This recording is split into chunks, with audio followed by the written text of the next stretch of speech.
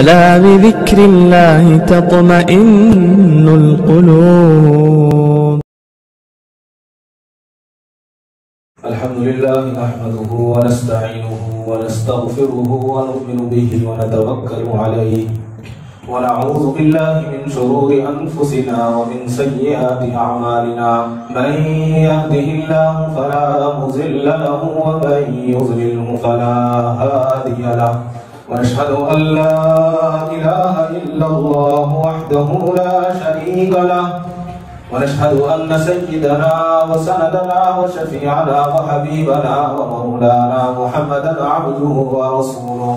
أما بعد فأعوذ بالله السميع العليم من الشيطان الرجيم. بسم الله الرحمن الرحيم. أطيعوا الله وأطيعوا الرسول. صدق الله مولانا العظيم وصدق رسوله النبي الكريم وعلى آله وأصحابه وأزواجه وذرياته وأهل بيته أجمعين والحمد لله رب العالمين. عجب چیز ہے عشق شاہ مدینہ، عجب چیز ہے عشق شاہ مدینہ، یہی تو ہے عشق حقیقی کا زینہ، ہے معمور اس عشق سے جس کا سینہ، ہے معمور اس عشق سے جس کا سینہ، اسی کا ہے مرنا اور اسی کا ہے جینا. محترم حضرات، بزرگ اور بھائیو، میں نے قرآن کریم کی ایک آیت آپ کے سامنے تلاوت کی ہے جس میں اللہ نے حکم فرمایا ہے کہ اطیعوا اللہ و اطیعوا الرسول، اللہ اور اس کے رسول کی اطاعت کرو. اور اسی کو علامہ اقبال نے فرمایا ہے کہ محمد سے وفا تو نے تو ہم تیرے ہیں، کہ محمد سے وفا تو نے تو ہم تیرے ہیں، یہ جہاں چیز ہے کیا لوح و قلم تیرے ہیں. حقیقت یہ ہے کہ وہی زندگی کامیاب ہے جو عشق رسول صلی اللہ علیہ وسلم میں گزرے. مدنی زندگی کا زمانہ ہے، حضور اکرم صلی اللہ تعالی علیہ وسلم عشاء کی نماز پڑھا رہے ہیں اور عشاء کی نماز پڑھاتے پڑھاتے عشاء کی نماز میں سورہ توبہ کی آپ آیت یا ایھا الذین آمنوا توبوا الی اللہ توبۃ نصوحا، اے ایمان والو سچی توبہ کرو. ادھر حضور پڑھا رہے ہیں اور گڑ گڑا کر نماز میں رو رہے ہیں. صحابہ کا بھی یہی حال ہے. نماز مکمل ہو گئی، سارے کے سارے صحابہ اپنے گھروں کو چلے گئے. گھروں کو جانے کے بعد ایک صحابی رسول جن کو نیند نہیں آتی اور بار بار قرآن کی آیت ان کو یاد آتی رہتی ہے کہ آج تو قرآن کا فرمان حضور نے پڑھا ہے، حضور نے سنایا ہے کہ کس طرح سے توبہ کی جائے. عشق رسول تھا، سوچا کہ آج کی رات سب سے بہتر رات ہوگی، اس لیے کہ نماز میں کوئی صحابی ایسا نہیں تھا جو رو نہ رہا ہو، جو گڑ گڑا نہ رہا ہو. اور انسان کی فطرت ایسی ہوتی ہے کہ جب انسان رو لیتا ہے تو اس کو سکون مل جاتا ہے. احادیث میں تو بار بار ہے کہ رونے والا دل جو ہے وہ زندہ ہے اور ہنسنے والا دل مردہ ہے. لیکن آج سائنس کہہ رہا ہے کہ جو رو لیتا ہے اس کو رونے سے زندگی بڑھ جاتی ہے.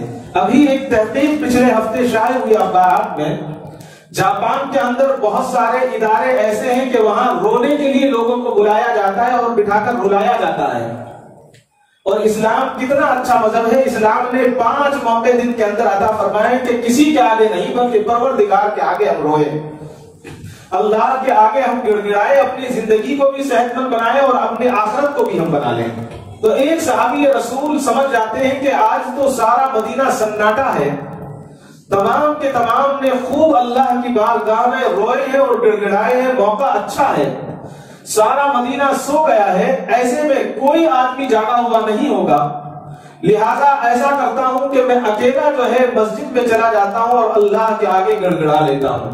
کالی چادر اوڑھی اندھیری رات کے اندر وہ صحابی رسول خاموشی کے ساتھ، ہاتھ کو ہاتھ نظر نہیں آتا، مدینے میں اندھیرا چھایا ہوا ہے، مسجد نبوی میں داخل ہوتے ہیں.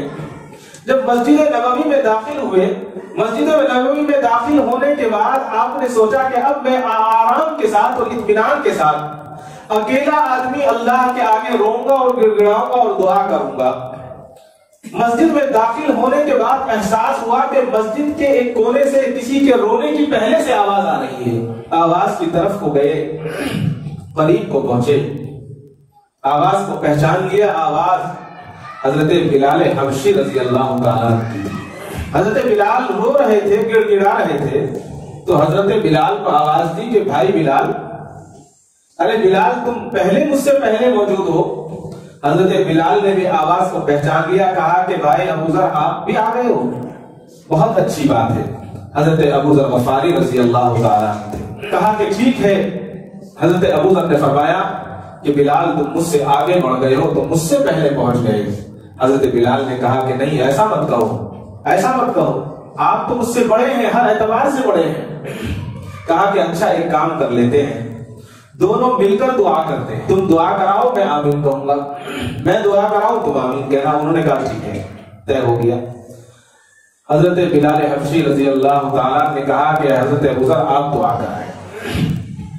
تو حضرت ابو ذر غفاری رضی اللہ تعالیٰ نے دعا کرانی شروع کی، اور دعا کراتے کراتے آپ کی زبان مبارک سے ایک جملہ نکلا کہ اے اللہ کل قیامت کے دن ہمیں حضور کا ساتھ نصیب فرمانا، حضور کا پڑوسی بنا دینا، حضور کے ساتھ ہمیں رکھنا۔ حضرت بلال حبشی آمین نہیں کہتے، پھر کہا، پھر آمین نہیں کہا۔ 3 مرتبہ جب ہو گیا تو انہوں نے ہلایا کہ ارے بلال کیا ہوا، بولتے کیوں نہیں ہو؟ تو حضرت بلال حبشی رضی اللہ تعالیٰ بے ہوش تھے۔ ہوش آیا، کہا کہ تم نے آمین نہیں کہا۔ کہنے لگے کس منہ سے آمین کہتا، میں تو غلام ہوں، میں آقا کے ساتھ کیسے رہ سکتا ہوں؟ آپ کی ہمت کیسے ہوئی کہ آقا کے ساتھ رہنے کی آرزو کر لی؟ اور روتے رہے اور کہا کہ ہم تو غلام ہیں آپ کے۔ اتنے میں مسجد میں روشنی ہوئی، حضور اکرم صلی اللہ علیہ وسلم تشریف لے آئے۔ حضور نے فرمایا کہ اے ابو ذر آج تم نے مجھے سونے نہیں دیا۔ حضرت ابو ذر غفاری رضی اللہ تعالیٰ جو ہے بے چین ہو گئے کہ فرمایا عرض کیا کہ یا رسول اللہ مجھ سے کون سی غلطی ہو گئی، میں نے کون سی خطا ایسی کی کہ میں نے آپ کو سونے نہیں دیا؟ فرمایا کہ میں لیٹا ہی تھا کہ حضرت سیدنا جبرائیل علیہ السلام تشریف لائے اور آ کر کہا کہ جاؤ تمہارے 2 ساتھی مسجد میں دعا کر رہے ہیں اور اللہ کا یہ حکم ہے کہ ان کی دعا پر آمین کہو۔ تو میں آ گیا ہوں کہ اے ابو ذر یہ بتاؤ کہ تم کیا دعا کر رہے تھے؟ حضرت بلال خاموش ہو جاتے ہیں، حضرت ابو ذر خاموش ہوتے ہیں۔ حضور نے فرمایا کہ نہیں ابو ذر دعا کرو، مجھے اللہ کا حکم ہوا ہے کہ میں آمین کہوں گا۔ حضرت ابو ذر نے دعا کی کہ یا اللہ کل قیامت کے دن ہمیں حضور کا ساتھ نصیب فرمانا۔ حضور نے کہا کہ آمین۔ یہ کیا ہے؟ یہی اصل عشق ہے، حقیقی عشق اسی کو کہا گیا ہے۔ کیسا عشق؟ حضرت عمر فاروق رضی اللہ تعالیٰ عنہ کی ساری زندگی آپ نے نیک کام کیے، اسلام کی فتوحات کا زمانہ کھل گیا آپ کے دور میں، ایک کونے سے دوسرے کونے تک حضرت عمر فاروق رضی اللہ تعالیٰ عنہ کی حکومت۔ لیکن ہمیشہ ایک بات کہا کرتے تھے کہ جب تک حضرت ابو بکر صدیق رضی اللہ تعالیٰ عنہ حیات رہے، ہمیشہ حضرت ابو بکر سے عرض کیا کرتے میرے بھائی ابو بکر تم ایسا کرو کہ تمہاری 3 دن کی جو زندگی کی عبادت ہے، کون سی عبادت؟ کہ تم نے آقائے نامدار احمد مجتبیٰ حضرت محمد مصطفیٰ صلی اللہ علیہ وسلم کو غار ثور میں جو آپ 3 دن آپ نے لے کر گئے تھے، اپنے کاندھے پر بٹھایا تھا اور نبوت کے بدن کو آپ لے کر گئے اور آپ نے جو خدمت کی، میری ساری زندگی کی عبادت لے لیں اور مجھے 3 دن کی اپنی عبادت دے دیں۔ میں یہ سمجھتا ہوں کہ میری ساری زندگی کی عبادت اور آپ کی 3 دن کی عبادت میری ساری زندگی سے بہتر ہے۔ کسی نے پوچھا کہ عمر آپ ایسا کیوں کہتے ہیں؟ عبادت تو آپ بھی کر رہے ہیں، ساری عبادتیں آپ کرتے ہیں۔ تو حضرت عمر فاروق رضی اللہ تعالیٰ نے فرمایا کہ تم جانتے نہیں ہو وہ جو 3 دن کی عبادت تھی وہ خالص عشق رسول صلی اللہ علیہ وسلم میں ڈوبی ہوئی عبادت تھی، وہ صرف میں عشق رسول میں عبادت کی تھی۔ لہذا مجھے اور تمہیں اندازہ نہیں ہے کہ اس کی مقبولیت کتنی ہے اور اللہ کے یہاں وہ کتنی مقبول ہے۔ اندازہ ہوتا ہے کہ اصل عشق نبی ہے، اگر عشق نبی ہوگا تو عبادت بھی قبول ہوگی، اور عشق نبی نہیں ہے تو عبادت بھی ناکام ہے۔ حضور اکرم صلی اللہ تعالی علیہ وسلم جب مرض الوفات میں تھے تو حضور اکرم صلی اللہ تعالی علیہ وسلم نے حضرت ابو بکر صدیق رضی اللہ تعالیٰ کو نماز پڑھانے کا حکم دیا، اور حضور کی زندگی میں حضرت سیدنا ابو بکر صدیق رضی اللہ تعالیٰ نے 17 نمازیں پڑھائی۔ حضرت ابو بکر صدیق رضی اللہ تعالیٰ نماز پڑھا رہے ہیں، حضور اکرم صلی اللہ علیہ وسلم کو مرض میں افاقہ نظر آتا ہے، تکلیف کم ہوتی ہے، بے ہوشی ختم ہوتی ہے، تو فوراً حضور اکرم صلی اللہ علیہ وسلم مسجد نبوی تشریف لے آتے ہیں نماز پڑھنے کی۔ جماعت کھڑی ہوئی ہے، حضرت سیدنا ابو بکر صدیق رضی اللہ تعالیٰ نماز پڑھا رہے ہیں۔ حضرت ابو بکر کو آہٹ ہوئی، اندازہ ہوا کہ حضور تشریف لے آئے، تو فوراً حضرت ابو بکر صدیق رضی اللہ تعالیٰ اپنی جگہ کو چھوڑ دیتے ہیں اور چھوڑنے کے بعد حضور کو آگے بڑھا دیا. حضور نے اشارہ بھی کیا کہ اے ابو بکر تم نماز پڑھاؤ، لیکن سیدنا ابو بکر صدیق رضی اللہ تعالیٰ نماز نہیں پڑھاتے. حضور اکرم صلی اللہ علیہ وسلم نے نماز مکمل کروائی اور نماز ہونے کے بعد حضور نے فرمایا کہ ابو بکر میں نے تم سے کہا تھا کہ تم نماز پڑھاؤ تو تم نماز میں پیچھے کیوں ہٹ گئے. اور بات جائیے سیدنا ابو بکر صدیق رضی اللہ تعالیٰ کے عشق پر. حضرت ابو بکر صدیق فرماتے ہیں کہ یا رسول اللہ صلی اللہ علیہ وسلم کیا آپ نہیں جانتے ابو قحافہ کے بیٹے کی اتنی ہمت اور اتنی جرت نہیں ہے، اور ابو قحافہ کا بیٹا اس لائق نہیں ہے کہ آقا کے ہوتے ہوئے وہ امامت کر سکے. امامت نہیں کر سکتا، جب آپ موجود ہیں تو میں نماز کیسے پڑھا سکتا. مفسرین یہی فرماتے ہیں کہ حضرت ابو بکر صدیق رضی اللہ تعالیٰ کا یہ کہنا کہ ابو قحافہ کا بیٹا اس لائق نہیں ہے کہ آپ کے سامنے نماز پڑھائے، یہی عشق نبی تھا. اور عشق نبی کیسا تھا؟ صرف یہی تک نہیں، ہر معاملے میں ان کے یہاں جو عشق تھا حضور سے. حضرت عمر فاروق رضی اللہ تعالیٰ کے پاس ایک منافق آیا اور منافق نے کہا کہ فلاں یہودی سے میرا معاملہ ہے، آپ اس کا معاملہ سلجھا دیں، صحیح کروا دیں. حضرت عمر نے کہا ٹھیک ہے لے آؤ. منافق یہ جانتا تھا کہ حضرت عمر فاروق رضی اللہ تعالیٰ یہودیوں کے لیے سخت ہے، تھوڑے سے یہودیوں کو پسند نہیں کرتے. آ گئے، کہا کہ میرا اس سے فلاں فلاں معاملہ ہے. تو یہودی نے کہا بات تو یہ صحیح کہہ رہا ہے، لیکن ایک بات اور ہے. بات یہ ہے کہ تمہارے آنے سے پہلے ہم نبی اکرم صلی اللہ علیہ وسلم کی خدمت میں گئے تھے اور حضور کی خدمت میں جا کر ہم نے اپنا مقدمہ رکھا اور اپنا کیس پیش کیا. تو حضور اکرم صلی اللہ علیہ وسلم نے جو فیصلہ فرمایا وہ اس کے خلاف فرمایا اور میرے حق میں فیصلہ فرما دیا کہ جاؤ تم صحیح کہتے ہو، تم سچ کہتے ہو. حضرت عمر نے اس منافق سے پوچھا کہ اے فلاں تو بتا کیا یہ سچ کہتا ہے یہودی؟ اس نے کہا کہ جی ہاں یہ سچ کہتا ہے کہ ہم پہلے حضور کی خدمت میں گئے تھے اور حضور نے فیصلہ اس کے حق میں فرمایا. حضرت عمر نے کہا کہ پھر تمہاری جرت کیسے ہوئی کہ تم عمر کے پاس آئے ہو؟ ٹھیک ہے جب تم آ گئے ہو تو میں فیصلہ کروں گا، تم رکو میں ابھی آتا ہوں. حضرت سیدنا عمر فاروق رضی اللہ تعالیٰ تیز قدموں سے اپنے گھر جاتے ہیں اور گھر سے تلوار لے کر آتے ہیں اور اس منافق کی گردن کو سر سے جدا کرتے کہتے ہیں کہ عمر کا فیصلہ یہی فیصلہ ہے. یہی سچائی ہے، اسی کو حقیقت رسول، سچا رسول اور سچا عاشق اسی کو کہا گیا ہے. زندگی کے ہر فیصلے پر، ہر موڑ پر. آج معاملہ الٹا ہے. میں کرتا پہنوں تو میں سمجھوں گا کہ میں ہی دین پر ہوں، میں نماز پڑھوں تو میں سمجھتا ہوں کہ میں ہی دین پر ہوں. کوئی مدرسہ پڑھا رہا ہے تو وہ سمجھتا ہے کہ وہ دین کا کام کر رہا ہے. کوئی سوشل ورکری کر رہا ہے تو وہ سمجھتا ہے کہ دین کا اصل جز یہی ہے. کوئی پڑوسیوں کا حق ادا کرتا ہے تو وہ سمجھتا ہے کہ یہی دین ہے. کوئی جماعت میں جا رہا ہے تو وہ سمجھتا ہے کہ یہی سچا صحیح راستہ ہے. ہم سب کے سب دھوکے میں ہیں. یہ دین نہیں ہے، یہ دین نہیں ہے. یہ تو ہم اپنے لیے کر رہے ہیں، ہم اپنی نیکیاں جمع کر رہے ہیں. اصل دین تو حضور اکرم صلی اللہ علیہ وسلم کی زندگی ہے. آپ ان کی زندگی کو اٹھائیے. زندگی کے ہر شعبے کو حضور اکرم صلی اللہ علیہ وسلم نے ہمیں سکھا کر چلے گئے. کوئی شعبہ ایسا نہیں ہے زندگی کا جس کو آپ نے ہمیں نہ سکھایا ہو. اور حضور کے جو ساتھ میں تھے انہوں نے اس کو سیکھا اور اس کا ادب کیا. آج ہم گزشتہ جمعہ جو بات عرض کی گئی تھی کہ صرف عشق کی بات نہ ہو بلکہ اس کا ادب بھی ہو. کیسا ادب؟ امہات المومنین حضرت ام حبیبہ رضی اللہ تعالیٰ عنہ کے تعلق سے آتا ہے کہ آپ کے والد جب تک اسلام میں داخل نہیں ہوئے تھے، ایک مرتبہ کسی کام سے مدینہ آئے تو بیٹی کی محبت دل میں جاگ اٹھی کہ بیٹی سے بھی ملتا چلوں. حضرت ام حبیبہ سے ملنے کے لیے حضور اکرم صلی اللہ علیہ وسلم کے دولت قدے پر حاضر ہو گئے کہ بیٹی سے مل لیتا ہوں. گھر میں آئے، بیٹی نے استقبال کیا، سلام کیا. چارپائی بچھی ہوئی ہے. حضرت ام حبیبہ نے دیکھا کہ والد محترم چارپائی پر بیٹھنے والے ہیں. حضرت ام حبیبہ تیز دوڑتی ہیں، تیز قدم سے آگے بڑھتی ہیں اور جو بستر بچھا ہوا تھا پلنگ کے اوپر اس کو فوراً لپیٹ دیتی ہیں اور اپنے باپ سے کہتی ہیں کہ ابا جی اب بیٹھ جائیے. باپ سمجھ گیا تھا، کہا کہ بیٹی کیا میں اتنا ناپاک ہوں کہ میں اس بستر پر نہیں بیٹھ سکتا؟ کیا اگر میں اس بستر پر بیٹھ جاتا تو کیا ہو جاتا؟ بیٹی کی بات پر قربان جائیے، تاریخ نے محفوظ کیا ہے. حضرت ام حبیبہ رضی اللہ تعالیٰ عنہ فرماتی ہیں کہ ابا جان آپ کفر کی حالت میں ہیں، مجھے یہ گوارا نہیں ہے کہ نبوت کے بستر پر ایک کافر بیٹھ جائے. یہ عشق تھا اور ادب کا مقام یہی تو ادب ہے. حضرت ایوب انصاری رضی اللہ تعالیٰ عنہ کا واقعہ سب کو معلوم ہے، بار بار ہم سنتے ہیں کہ جب حضور مکے سے ہجرت فرما کر مدینہ تشریف لائے تو آپ نے اونٹنی کو چھوڑ دیا، اس کی نکیل کو جو ہے ڈھیلا چھوڑ دیا اور فرمایا جہاں بیٹھے گی وہیں پر قیام ہوگا. جس گھر کے سامنے سے اونٹنی گزر جاتی وہ مایوس ہو جاتے اور اگلے خوش ہو جاتے کہ شاید ہمارا نمبر آ جائے گا. اونٹنی حضرت ایوب انصاری رضی اللہ تعالیٰ عنہ کے گھر کے سامنے جو خالی جگہ تھی وہاں بیٹھ گئی اور پھر اٹھی, آگے گئی اور پھر واپس لوٹ کر وہیں بیٹھ گئی. حضور نے فرمایا کہ ٹھیک ہے, یہ سعادت ایوب انصاری کے حصے میں ہے. حضرت ایوب انصاری رضی اللہ تعالیٰ عنہ کا مکان 2 منزلہ تھا, نیچے بھی تھا اور اوپر بھی تھا.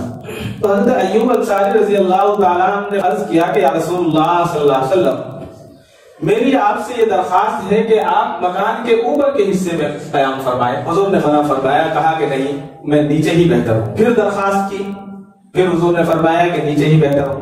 اب جب رات آئی, ادب کے معاملے میں لکھا جاتا ہے کہ جب رات آئی تو حضرت ایوب انصاری رضی اللہ تعالیٰ اور آپ کی اہلیہ کہتی ہیں کہ ہم کیسے لیٹ سکتے ہیں, ہم کیسے سو سکتے ہیں کہ نیچے تو آقا نامدار صلی اللہ علیہ وسلم آرام فرما رہے ہیں اور اسی چھت کے اوپر ہم آرام کریں, یہ مشکل ہے, یہ نہیں ہو سکتا. پوری رات گزر گئی. مؤرخ نے لکھا ہے کہ حضرت ایوب انصاری رضی اللہ تعالیٰ اور آپ کی اہلیہ گھر میں چل بھی نہیں رہے تھے. اگر چلتے تھے تو دیوار کے کنارے کنارے چلتے, کہ اس لیے کہ کہیں درمیان میں چلیں. اس زمانے میں مٹی کی چھتیں ہوا کرتی تھی کہ مٹی کہیں نہ گر جائے اور حضور کو تکلیف پہنچے. یہ ادب تھا, برابر سے چلتے اور گزرتے. پوری رات گزر گئی. جو ایک کونا تھا, چھجا تھا, جہاں ان کو اندازہ تھا کہ اس کے نیچے حضور اکرم صلی اللہ علیہ وسلم آرام نہیں فرما رہے ہیں بلکہ مکان کے اس حصے میں آرام فرما رہے ہیں, تو دوسرے حصے میں بیٹھ کر بیوی نے اور شوہر نے حضرت ایوب انصاری اور ان کے اہلیہ نے پوری رات گزار دی. صبح ہوئی, پھر حاضر ہوئے, کہا کہ یا رسول اللہ پوری رات ہم سوئے نہیں ہیں. کہا کہ کیوں نہیں سوئے؟ کہا یہ دل میں آیا کہیں بے ادبی نہ ہو جائے, آپ آرام نیچے فرما رہے ہیں, ہم آرام اوپر کریں تو آپ کو تکلیف ہوگی, اس لیے ہم نے بیٹھ کر رات گزاری ہے. آپ ایسا کریں کہ آپ اوپر آرام کر لیں, ہم نیچے رہ جائیں. حضور نے فرمایا بات تو صحیح ہے, میں یہ سوچتا تھا کہ میرے پاس ملنے والے زیادہ لوگ آتے ہیں, مستقل ایک آنے والوں کا بہت زیادہ جب کھٹا ہوتا ہے, اس لیے میں نے یہاں پسند کیا تھا. اگر تمہارا یہ معاملہ ہے تو ٹھیک ہے, میں اوپر آرام کر لیتا ہوں. ابھی اوپر آرام کرنے کا موقع بھی نہ آیا, اندھیری رات تھی, پانی کا گھڑا رکھا ہوا تھا, جانے کس طرح سے پانی کا گھڑا نیچے گر گیا گھر کے اندر. اوپر حضرت ایوب انصاری رضی اللہ تعالیٰ عنہ کی اہلیہ کہ اس پہ نبی پر قربان جائیے گھبرا گئی, اور گھبرا کر گھر میں ایک ہی کمبل تھا, اس کمبل کو لائی اور فوراً اس پانی کو جذب کر لیا. اور پوری کی پوری سردی کی رات, مدینے کی ٹھنڈ اتنی زبردست ٹھنڈ ہوتی ہے, پوری کی پوری رات کمبل اوڑھنے کے لیے نہیں ہے لیکن اس کمبل کو پانی میں بھگو کر پوری رات گزار. اور صبح ہوئی, صبح حضور نے پوچھا کیسے آرام کیا؟ کہ یا رسول اللہ آرام نہیں کیا, بیٹھے رہے. کہا کہ کیوں بیٹھے رہے؟ کہ یا رسول اللہ غلطی سے پانی کا گھڑا گر گیا تھا, اور گھڑا گرنے کے بعد ہمیں یہ ڈر ہوا کہ کہیں پانی نیچے نہ ٹپک جائے, لہٰذا ہمارے پاس ایک ہی کمبل تھا, اس کمبل سے ہم نے پانی کو جذب کر لیا اور آپ کو آرام میں خلل نہ ہو اس لیے بیٹھ کر رات گزار دی. حضور نے بڑی دعائیں دی اور اس کے بعد حضور نے اوپر قیام فرمایا. یہ عشق نبی ہے. گزشتہ جمعہ میں عرض کر رہا تھا کہ آج ہم صرف واٹس ایپ پر ایک حدیث سینڈ کر دیتے ہیں, ایک مقولہ بھیج دیتے ہیں, اور کوئی گستاخ رسول کچھ کرتا ہے تو اس کو بھیج کر سمجھ لیتے ہیں کہ ہم نے امتی ہونے کا حق ادا کر دیا ہے. اگر حق ادا کرنا اتنا آسان ہوتا تو ابو جہل بھی کر لیتا, ابو لہب بھی کر لیتا. حضرت ابن مسعود رضی اللہ تعالیٰ عنہ جو تھے بکری چرایا کرتے تھے, ایک چرواہے تھے, اور بڑی عجیب تاریخ لکھی ہے کہ حضور اور حضرت ابو بکر صدیق سفر سے واپس آ رہے ہیں, پیاس لگی ہوئی ہے شدت. تو حضور نے فرمایا کہ اے بکری والے تم تھوڑا سا ہمیں دودھ دو. بہت نیک تھے, کہا کہ نہیں میں یہ دودھ نہیں دے سکتا اس سے, اس لیے کہ میں صرف چرواہا ہوں, مالک کی اجازت نہیں ہے. کہا کہ اچھا چلو ایسا کرو, کوئی ایسی بکری دے دو جو دودھ نہ دیتی ہو, ہم اس سے دودھ دھو لیں. تو حضرت عبداللہ ابن مسعود نے کہا کہ یہ بکری ہے, لے جاؤ. کمزور سی بکری, دودھ دینے والی بکری نہیں تھی. آقائے نامدار احمد مصطفیٰ حضرت محمد مصطفیٰ صلی اللہ علیہ وسلم کے جب نبوت کے دست مبارک لگے تو دودھ کرایا. یہ معجزہ جب حضرت عبداللہ ابن مسعود نے دیکھا تو اسلام قبول کر لیا, اور جب اسلام میں داخل ہو گئے, اور وہ بہت لمبا واقعہ ہے ابو جہل کا, تو جس وقت ابو جہل کو اس کی گردن کاٹنے کے لیے اس کے سینے پر بیٹھے اس امت کا فرعون ابو جہل تھا, تو ابو جہل نے کہا کہ افسوس, ہائے افسوس, تم ہٹو میرے اوپر سے, اور اگر میری گردن کاٹنی ہے تو کسی چودھری کو بھیجو، کسی سردار کو بھیجو، ایک چرواہا میری گردن کاٹے۔ لیکن اللہ کو یہی بس منظور تھا کہ اس کی گردن کو جو ہے ایک عام صحابی رسول صلی اللہ علیہ وسلم سر سے جدا کرے۔ جب کاٹنے لگے تو اس نے کہا کہ رکو، ایک کام کرنا، گردن یہاں سے نہیں بلکہ نیچے سے کاٹنا تھوڑی۔ پوچھا کہ ایسا کیوں؟ کہ جب میری گردن لوگ دیکھیں گے تو کہیں گے کہ سردار کی گردن بہت بڑی تھی۔ اسلام میں داخل ہو جاتا ہے اور وہ سچا عاشق بنتا ہے تو اللہ تعالیٰ یہ اعزاز اس کو عطا فرماتے ہیں، یہ اعزاز عطا فرماتے ہیں۔ اسی لیے تو علامہ اقبال نے کہا تھا، ایک ہی صف میں کھڑے ہو گئے محمود و ایاز، نہ کوئی بندہ رہا نہ کوئی بندہ نماز۔ یہی تو اسلام کی شان اور اسلام کی حقانیت ہے۔ اللہ اکبر۔ صرف زبان سے طوطی کی طرح رٹ لینا اور یا اپنے حلیے کو بنا لینا، حلیہ بنانا بہت اچھا ہے، بنانا چاہیے، یہ بھی ایک سچی علامت، لیکن صرف زبانی نہ ہو بلکہ زبان کے ساتھ ساتھ عملی ہونا چاہیے۔ مکہ اور مدینہ کے درمیان ایک بستی تھی، اس بستی میں ایک نوجوان رہا کرتا تھا جس کا نام ابو العزا تھا۔ جو بھی لوگ مدینے کے لیے جاتے اور مدینے سے واپس آتے تو وہ پوچھا کرتا کہ محمد کیسے ہیں صلی اللہ علیہ وسلم، آپ کی کیا حال ہے، دین کا کیا حال ہے، سب سے معلوم کیا کرتا ہے۔ اور اس کے دل میں جو ہے گھر ہو گیا تھا اسلام کا۔ گھر والوں نے دیکھا کہ ابو العزا کچھ بدلا بدلا ہوا نظر آ رہا ہے، باپ تھا نہیں، یتیم بچہ تھا۔ چچا نے اونٹ اور بھیڑیاں اس کو دے دی تھی کہ تم اس کو پالو، بڑا کرو اور اس سے تجارت کرو اور اپنا خرچ چلاؤ۔ بڑی اچھی زندگی گزر رہی تھی۔ چچا نے محسوس کیا کہ بھتیجا بدل گیا ہے اور ادھر عشق نبی کی آگ دل میں جلی ہوئی ہے۔ چچا نے بلایا، کہا کہ ابو العزا کچھ بدلے بدلے نظر آتے ہو، کیا بات ہے؟ کہا کہ بات کچھ نہیں، میں بھی تمہیں دیکھ رہا ہوں، تمہارا دل بدل ہی نہیں رہا ہے، تمہارے دل کی کیفیت ہی تبدیل نہیں ہو رہی ہے۔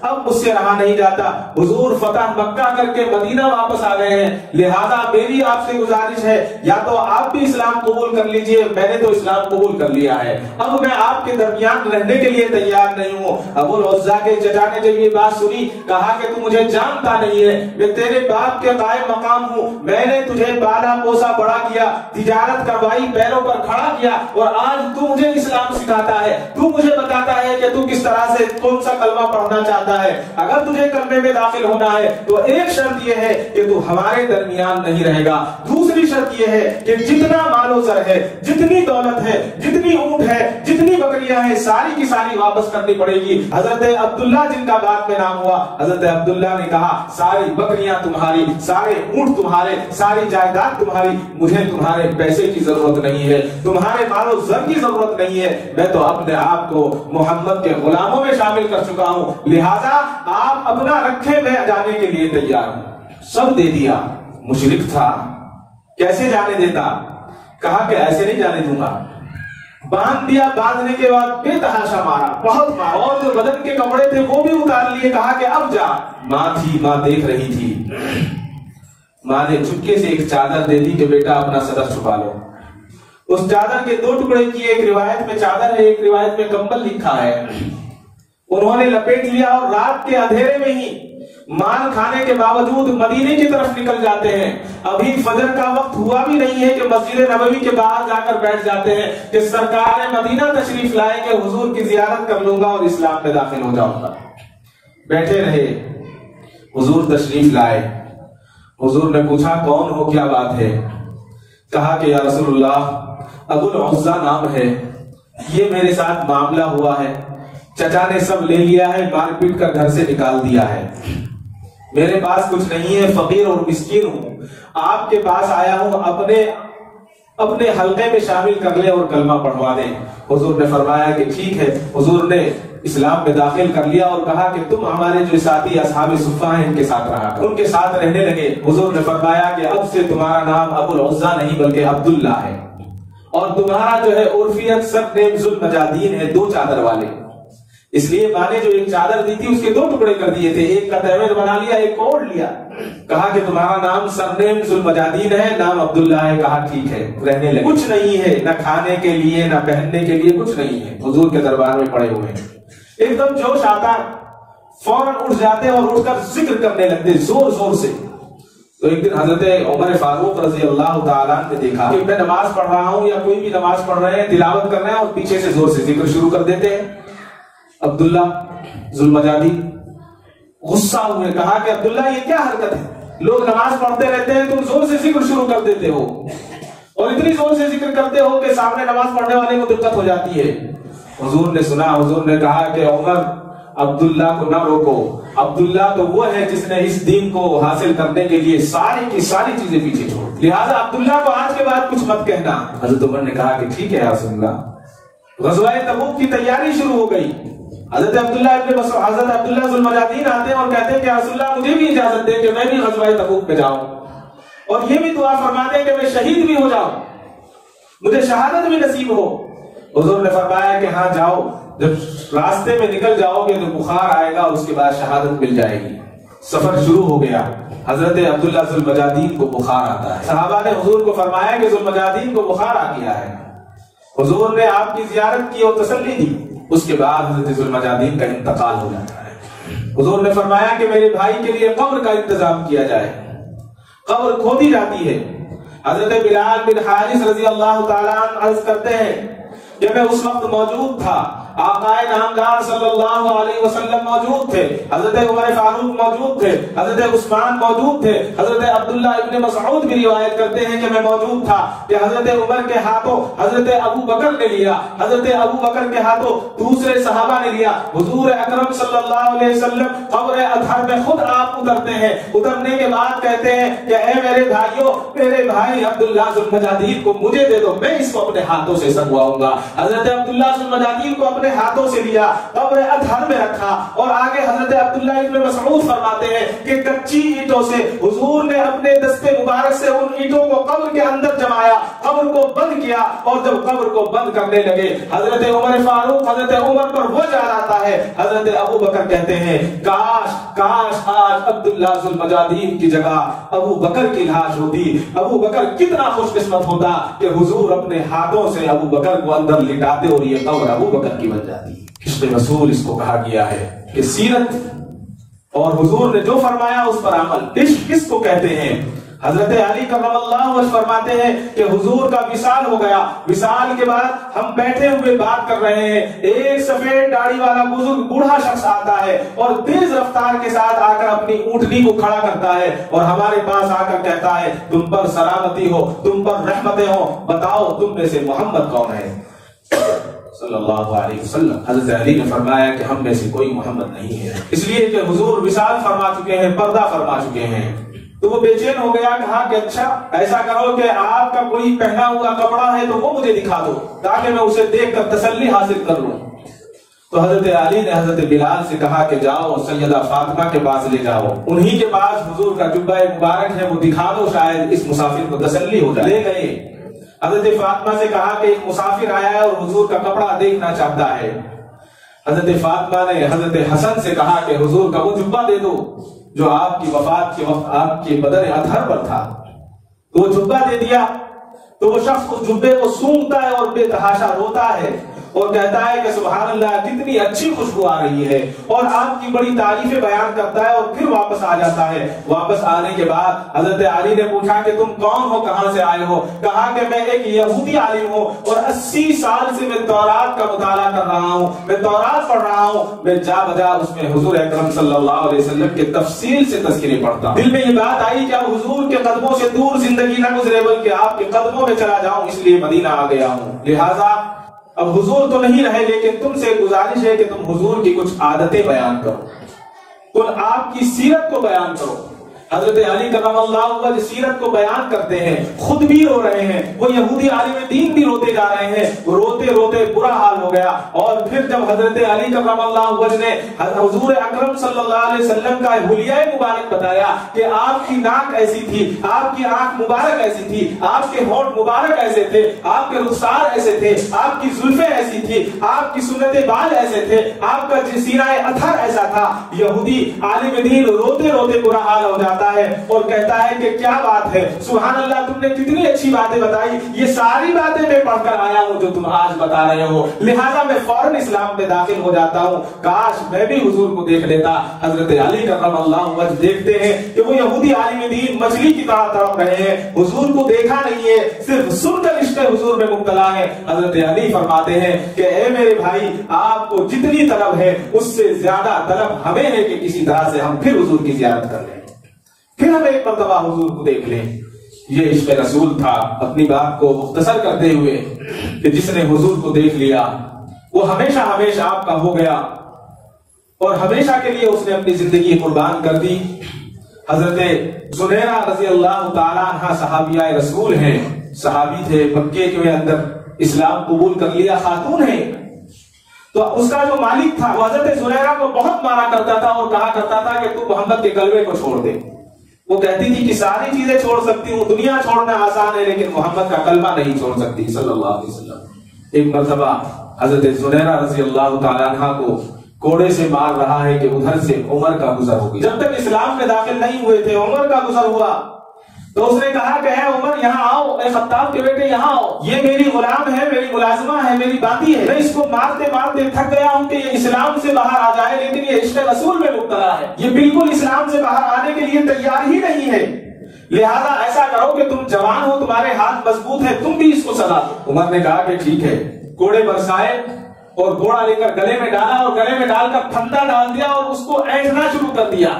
جب گلے میں اینٹنا شروع کر دیا تو حضرت زہیرہ کی آنکھیں باہر آ جاتی ہیں، آنکھیں باہر آنے کے بعد آپ کی بینائی چلی جاتی ہے۔ عمر بھی غصے والے تھے، عمر نے کہا کہ زہیرہ بہت محمد محمد کرتی ہے، بہت احد احد کے نعرے لگاتی ہے، بلا کون تجھے بچانے والا ہے، صرف میں یہ کہتا ہوں کہ تو اپنی آنکھوں کی روشنی کو واپس لے، یہی کافی ہے۔ حضرت زہیرہ نے جب حضرت عمر کی یہ بات سنی تو آپ نے دونوں ہاتھ آسمان کی طرف اٹھائے اور کہا کہ اے اللہ، میں کبھی اپنی آنکھوں کی روشنی تجھ سے نہ مانگتی جو تیرے محمد کے لیے قربان ہو گئی ہے، لیکن آج جو معاملہ ہے معاملہ دوسرا ہے، معاملہ یہ ہے یہاں نبوت کو للکارا جا رہا ہے، یہاں محمد عربی صلی اللہ علیہ وسلم کی عزت سے کھیلا جا رہا ہے، آپ کے واسطے سے دعوت دی جا رہی ہے، میں تیرے نبی کا واسطہ دے کر دعا کرتی ہوں کہ تو روشنی لوٹا دے۔ حضرت زنیرہ کی روشنی واپس آ گئی، حضرت زنیرہ روشن ہو گئی آنکھیں، اس کے بعد چلی جاتی ہیں۔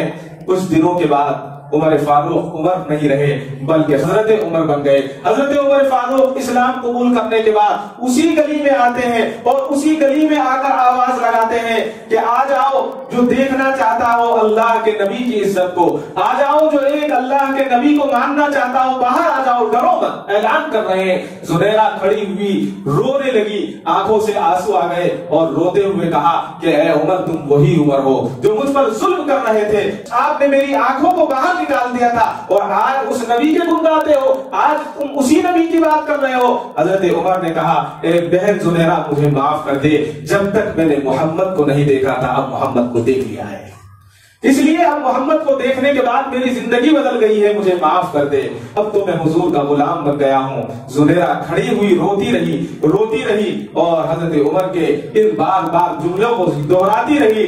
اے زنیرہ، اس وقت عمر نے محمد کو نہیں دیکھا تھا، آج محمد کو دیکھ لیا ہے، آج محمد کو دیکھ لیا ہے۔ اسی کو شاعر نے کہا ہے، محمد کی محبت ہے سند آزاد ہونے کی، محمد کی محبت ہے سند آزاد ہونے کی، خدا کے دامن توحید میں آباد ہونے کی۔ اللہ تبارک و تعالیٰ سے دعا فرمائے اللہ تعالیٰ مجھے اور آپ کو سچی محبت عطا فرمائے، حضور اکرم صلی اللہ علیہ وسلم کی ایک ایک سنتوں پر عمل کی توفیق عطا فرمائے اور پروردگار عالم کے حکموں پر عمل کی توفیق بخشے۔ وآخر دعوانا الحمدللہ رب العالمین۔ کعبے پہ پڑی جب پہلی نظر، کیا چیز ہے دنیا بھول گیا، کیا چیز ہے دنیا بھول گیا۔